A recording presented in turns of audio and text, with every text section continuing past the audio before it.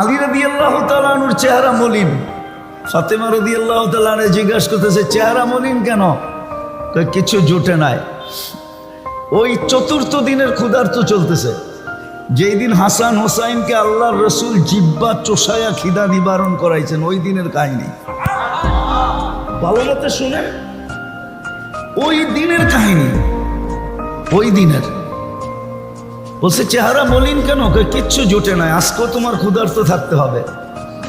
তো বলতেছে আলী ওয়াজাদনা শাকারনা লামনা জি সাবারনা, পাবো তো শুকরিয়া আদায় করব, না পাবো তো সবর করব। আর এটা তো চির সত্য, দুনো অবস্থায় আল্লাহ আমাদের সাথে। আর আলী তুমি এটাও তো জানো, যাদের সাথে আল্লাহ থাকে তাদের চেহারা মলিন হওয়া শোভা পায় না। তোমার চেহারা মলিন কেন? তুমি হাসবে তো ঘরে ঢুকতে দিব, নাহলে কিন্তু দিব না। আলী রাদিয়াল্লাহু তাআলা আনহু হাসতেছেন, দরজা খুলে দিয়েছেন। এখন আলী রাদিয়াল্লাহু তাআলা আনহু বলতেছে ফাতেমা সাররাত ওয়া তাবাসসামাত। ফাতেমা মুস্কি মুস্কি হাসতেছিল আর খুশিতে নাচতেছিল যে আমি ঘরে ফিরে আসছি।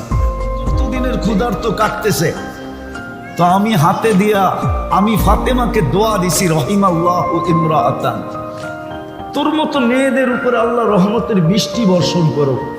দাখালা যাওজাহা বাইতাহা, যখনই স্বামী ঘরে ঢুকবে সে যেন খুশি হয় এবং স্বামীকে স্বাগত জানায় নাচতে নাচতে। তার জন্য আমার এই দোয়া।